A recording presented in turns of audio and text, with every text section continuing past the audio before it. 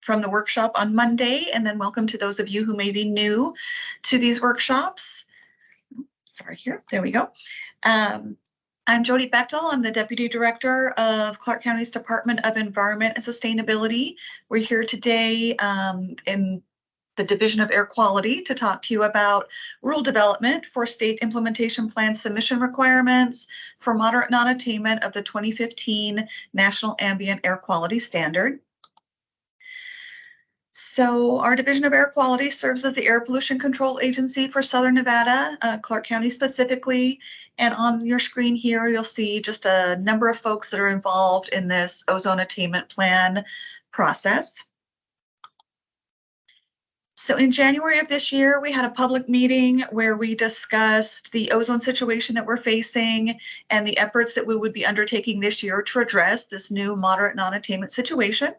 I encourage you all to go look at that presentation. It's available on our website. I'll give you a link in a minute. But if you want the specific details of the situation and why we're doing what we're doing, that presentation will give you all that information. I'm not going to go into as much detail here. For the sake of time, we're going to be focusing on a couple of particular rules that we're developing. Again, for the Las Vegas Valley, it's formerly hydrographic area, or H1212, we were in marginal non-attainment for the ozone standard when it was at 75 parts per billion, or 0.075 parts per million. Once that standard was moved down to 0.070 parts per million, we have been bumped up to moderate non-attainment. And I do want to point out, just to give everyone a heads up, that the EPA is reviewing the ozone standard, intends to review the ozone standard again, and that standard could be lowered, and we could be facing a serious non-attainment situation if we don't get emissions under control and get them down to the current standard. So as part of this attainment process, we must establish emission control requirements and an attainment state implementation plan. We are required to review reasonably available control technologies, or RACT, and that's on our area sources. We are required to come up with a 15% rate of progress by reducing volatile organic compounds by 15% independent of reductions necessary for attainment. And we are required to come up with some contingency measures that would apply if we fail to meet attainment by the attainment date of August 2024. And so this table shows you the various rules that we're looking to meet these requirements. And again, these are the rules that these series of workshops are reviewing and going over. So this table identifies the statutory timelines that we're working under. And yes, EPA did give us a retroactive submission date of January 1st of 2023. We were notified on the 5th of January that our deadline was the 1st. And obviously these attainment plans and rules take quite some time to implement or develop and implement. So we are under a time crunch. We're trying to be as expeditious as possible. EPA is aware, obviously, that they've given us a retroactive deadline. And so long as we are working in good faith and showing progress to develop the SIP and adopt the necessary regulations, they are okay with us being behind. But because we're working on a deadline that's passed, we're obviously, like as I said, in a time crunch, and we're working to get these in place and get emissions reduced as soon as possible. If for some reason we are not able to work in a timely manner and get these rules on the books, EPA could start a sanctions clock, which could lead to loss of federal highway funds for Clark County and other penalties, as well as allow EPA to impose a federal implementation plan to implement control requirements. And obviously, we would like to avoid that situation. So the series of stakeholder meetings that we are in right now, we've had several meetings on July 10th, and then this meetings this morning. We have two. We're going to be reviewing the asphalt rule and our gasoline dispensing facilities rule. We will have additional workshops scheduled to review a consumer products rule, an architectural industrial maintenance coatings rule, as well as the contingency measures that once we identify which ones for certain we intend to move forward with. All of these stakeholder meetings, and again, the previous stakeholder meetings are available on our website at the link provided here. We will post this link in the chat for you all to easily access. I encourage you to look at those and share those links with others if they were unable to participate in these workshops. I think that, I just want to mention that, yeah, we should have time at the end of the presentation to answer questions. You're welcome to enter questions in the chat as they come to mind. Otherwise, hold your questions till the end.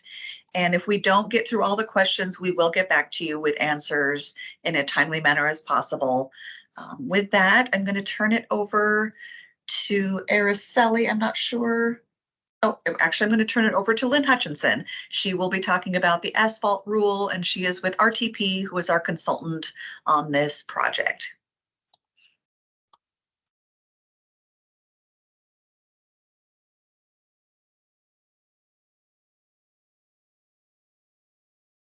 All right, let me know when I am up and sharing, folks. You are good. Okay, wonderful. Okay, so the rule that we're going to talk about right now is the Cutback Asphalt Control Techniques Guideline. EPA originally issued this guideline, but all the way back in 1977. And in that guideline, EPA basically recommends a complete doing away of cutback asphalt, where they recommended a presumptive, reasonably available control technology that was based on 100% switching from the use of cutback asphalt to the use of emulsified asphalts. Now, shortly after EPA issued that control technique guideline, they found themselves having to issue a number of interpretive guidance documents. And so in the early 1980s, EPA issued guidance basically saying, oh, we know we said 100% cutback asphalt should be eliminated, but we now know that that's not really a practical thing to do. And so in a series of 2 or 3 guidance documents, they finally came to the point of recommending that the VOC content be limited in cutback asphalt to between 3 and 12%, depending on the application and use of the cutback asphalt. But it also recommended, if you're not going to create a rule that is based on application and use, that you could do an overall VOC content limit of between 5 and 7% would be acceptable. So the states have out there a variety of rules that have different percentage cutoffs of VOC based on their applications or a straight cutoff. And California has gone as low as, I think, 0.9% VOC content limit in cutback asphalt in their rules. So just to make sure that everybody understands, that control technique guideline talked about 2 kinds of asphalt, cutback asphalt and emulsified asphalt. It defined cutback asphalt as a liquid petroleum product that is prepared by mixing asphalt cement with a diluent, typically comprising about 25 to 45% petroleum distillates. And it defined emulsified asphalts as a mixture of asphalt cement and petroleum distillates, where the emulsified asphalts may contain up to 12% organic solvent by volume. I think we're all familiar with the uses of asphalt and the kinds of operations that asphalt is used in. The primary emission source from the asphalt industry is through evaporations of volatile organic compounds after the asphalt has been laid down. Before we go on to talk about DAQ's CTG RACT rule, I wanted to make you aware that Clark County currently has a rule approved into the Nevada State Implementation Plan that is former Clark County Rule 60.4. That rule has various limitations for slow cure, medium cure, and rapid cure asphalts, and restricts use within the Las Vegas Valley area. Now, I say former rule because in 2011, the Clark County Commissioners withdrew this rule from the air quality regulations. And so as a matter of county law, this rule is not enforced anymore. But as a matter of federal law, EPA can still enforce it. As part of this SIP action, our DAQ would be requesting that EPA remove this previous 60.4 version of the rule from the Nevada SIP and replace it with the rule that we're going to talk about. So what would DAQ's CTG RACT rule apply to? It's going to apply to owners and operators with a potential to emit volatile organic compounds in an amount equal to or greater than 3 tons per calendar year from cutback asphalt operations at all work sites in Clark County. So you would need to look across all your work sites and determine what your potential to emit is collectively in Clark County. By work site, we would define that to mean a location where asphalt is manufactured, sold, mixed, used, or stored in Clark County. We would include a number of exemptions in the rule. If you manufacture or sell cutback or emulsified asphalts in Clark County for shipment outside the county, you're not going to be regulated by this rule for the production of that asphalt quantity. If you are applying a penetrating prime coat, the rule would not apply. If you're conducting dust suppression operations between October and March, the rule also would not apply. And it would not apply if you're using asphalt materials exclusively in connection with any structure designed and used as a residential dwelling. So for example, if asphalt is used to pave a residential driveway. We also have an exemption in the rule for using cutback materials for paving of an area smaller than 5,000 square feet. 2 more exemptions. One for performing maintenance operations, and we would define maintenance operations as basically filling potholes or a depression in the ground that is 8 square feet or less, filling cracks in paved asphalt, or making emergency repairs for the urgent need for road safety. Those activities would be exempt under the rule. Finally, our last exemption is something that you won't find in the draft rule that's posted currently on DAQ's website. There's been a couple of updates to the rule since we posted that rule, and I will tell you what they are as we move through it. One of them is that there will be an exemption for facilities that demonstrate that their emissions have remained below 3 tons per year in VOC. So the applicability is based on potential to emit, but the exemption is based on actual emissions. And if you have actual emissions collectively from all your work sites below 3 tons per year of VOC, you can be exempted from the rule. Now, you will have to comply with the registration requirement that we're going to talk about a little bit later, and you will need to keep records to demonstrate that you've maintained your emissions below that level, and reporting requirements. But from the control requirements and having to limit your cutback asphalt volume, VOC concentration to below the 3% level I'm going to talk about, that would not apply if you have actual emissions below the 3-ton level. Okay, so what would the rule require? For cutback asphalt, you could not manufacture, sell, mix, store, or use cutback asphalt for paving, construction, maintenance of parking lots, driveways, streets, highways, unless the cutback asphalt contains 3% or less of VOC by volume. And this would be verified using acceptable ASTM methods. There will be a registration requirement, and this is being used by DAQ to help them enforce the rule, to basically have you put your hand in the air and say, we are subject to this rule.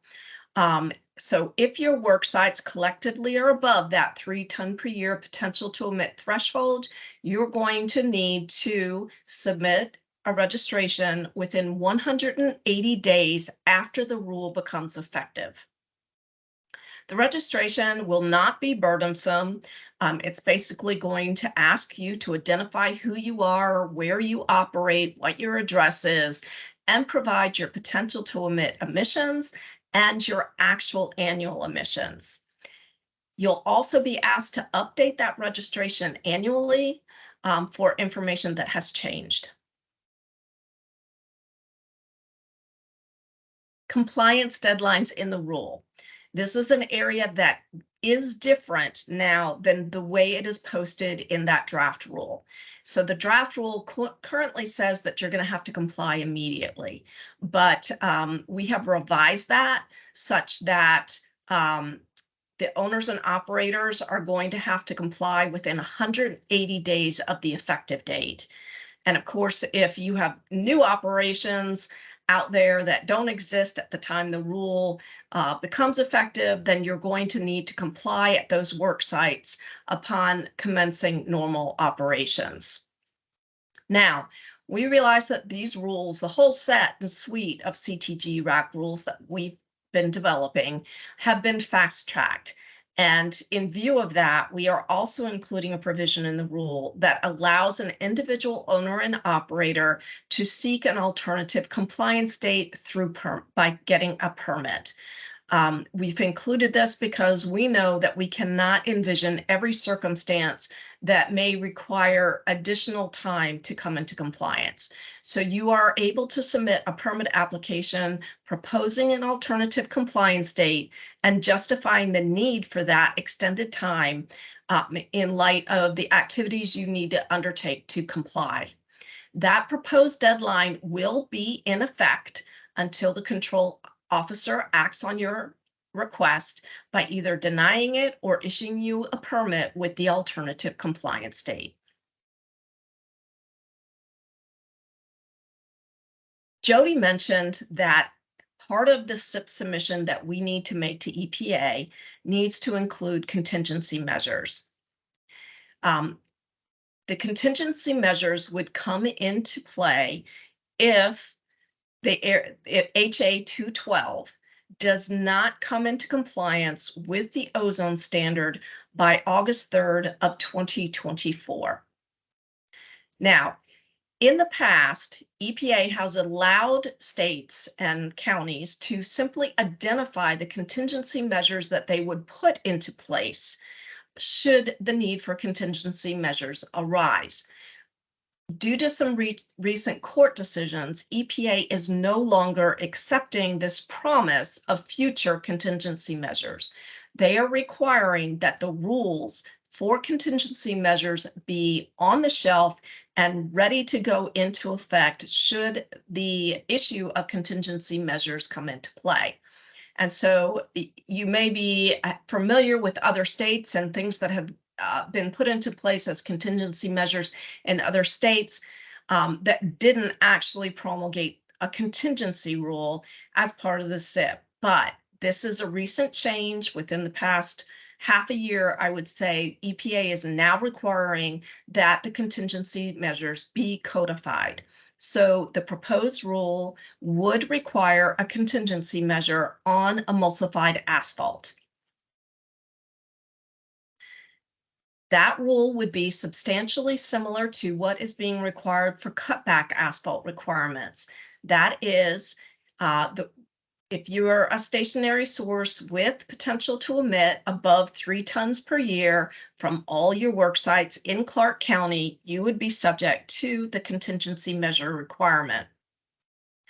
You would not be able to manufacture, sell, mix, store, or use emulsified asphalts in any of the operations unless your VOC content is less than 3 tons VOC per volume, just like in the cutback asphalt. For the compliance date, the rule will not come into effect until DAQ has determined that the area failed to meet its attainment date and that emission reductions from the asphalt industry will help the area come into attainment.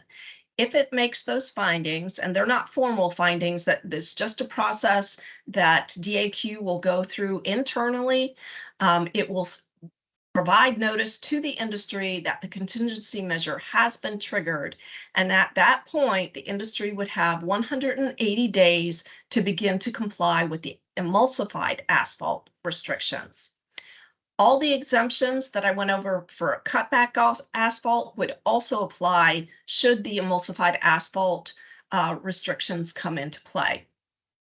And again, not envisioning that we understand everything that needs to be done to come into compliance, the provision that would allow you to apply for an alternative compliance date would also be available to the emulsified asphalt industry. And that is the end of the presentation, and I will turn this back over to Araceli. Thank you, Lynn.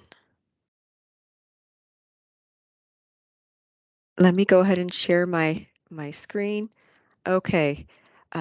Yeah, this would be the rulemaking timeline that we're working with. The rule effective date, well, today's workshop is July 13th. We would start public comment on September 3rd, ending on October 3rd, and it would go before the Board of County Commissioners for public hearing and rule adoption on November 21st. And the rule effective date would be 2 weeks after adoption by the BCC. That would be December 5th. The compliance dates are specific to each rule and are based on the rule effective date, i.e. December 5th. Lynn provided some details on compliance dates in her presentation, and you can view the rule for more details. And the next steps, we are considering comments received today and any additional written comments received by July 27th before the rule is released for public comment on September 3rd. Stakeholders, this is your opportunity to give us your input and help us get this rule right before it goes out for public comment. Those who have registered for our mailing list will continue to receive updates on the developments of these rules as well as our attainment plan. You can register for our mailing list using the link posted in this presentation, and also that has been posted in the chat. And again, you can follow the developments of our attainment plan using the link to our webpage that's on this slide and in the chat. And you can also view the draft rules on our webpage, and there is a link to that in the chat as well. And finally, these are the contacts for this project. We just want to close with saying that we'll continue to engage both industry and the public in the development of our attainment SIP and these rules. Any questions can be directed to the contacts on this slide. And again, if you wish to receive notices on the plan or these rulemakings, please make sure you sign up for our distribution list. You can direct any other questions to me, and I will get them to the appropriate individual if I cannot answer them.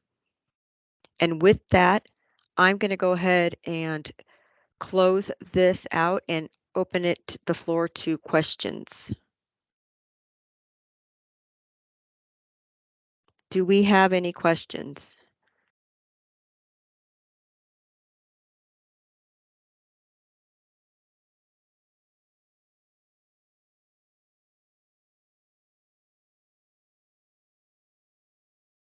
And so I believe, Araceli, that they need to raise their hand and you can Oh, unmute them. Yes, I'm sorry. Yeah, you can post your questions in the chat, and then if you have a question, please raise your hand and I will unmute you and enable your microphone.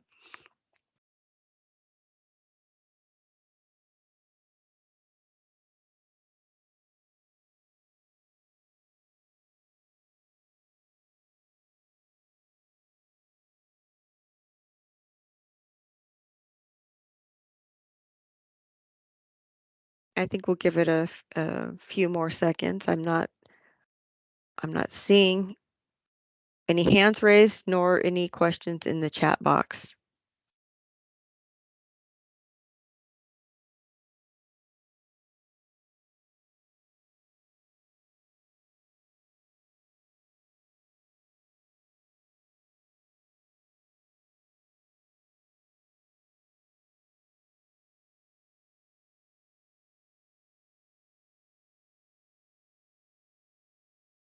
Okay, I guess there are no questions at this time. We're going to go ahead and close this session. Sally, Oh wait, real quick. did I something think come you're through? having a weird issue with your chat function.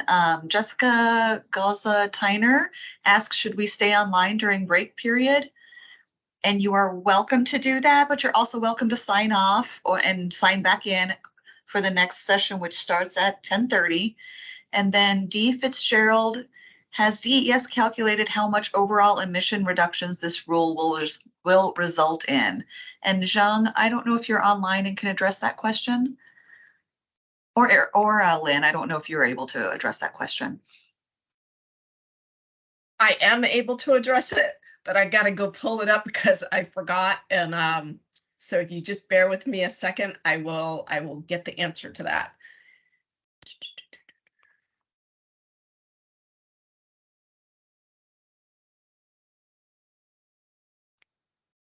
Yeah, I just found out that the emission reductions, can I share my screen? Sally, I think you're on mute. You should you're be muted. Okay. You should be able to, yes. Okay. So if you can see my screen and the cutback asphalt, the emission reduction will be 0.64 tons per day. The emission is 0.78 tons per day, and the emission reduction will be 0.64 tons per day. So Jean, I have that as 0.64 from within HA 212, but we're going countywide, so it would be 0.68. Okay. For the RAD, we only need emission reduction for 212. Right. Mm-hmm. Right, but so I guess officially for HA 212 will be 0.64 tons per day. Correct.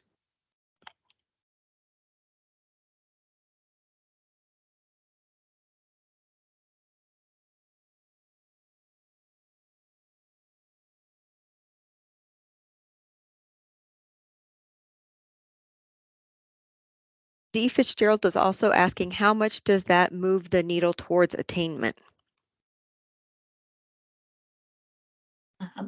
And so I can, answer it to a point. So we are definitely the rules that we're promulgating, as you saw from the table that Zhang had shared briefly. They are all moving the needle little bits, but these are the only options really available to us to reduce our emissions related to ozone. So with the rules that we're proposing and discussing at these workshops, we are modeling attainment at the 0.070 parts per million standard. Again, if the EPA ends up lowering the standard further, then we would have to go through another analysis and be developing a serious non-attainment plan for ozone. But at the current standard, with these rules, each of these rules reduce emissions by little bits, and that would get us into attainment as shown through the model that we've done. Hopefully that answers your question. The other thing, Jody, to probably mention is that the CTG RACT requirement is considered to be independent of the area's ability to reach attainment. So even this is helping, but even if it didn't help, EPA's position would be that these RACT rules are required under the Clean Air Act because the area was bumped up to the moderate classification. Yes, thank you, Lynn. Do we have any more questions? Please raise your hand or type it in the chat.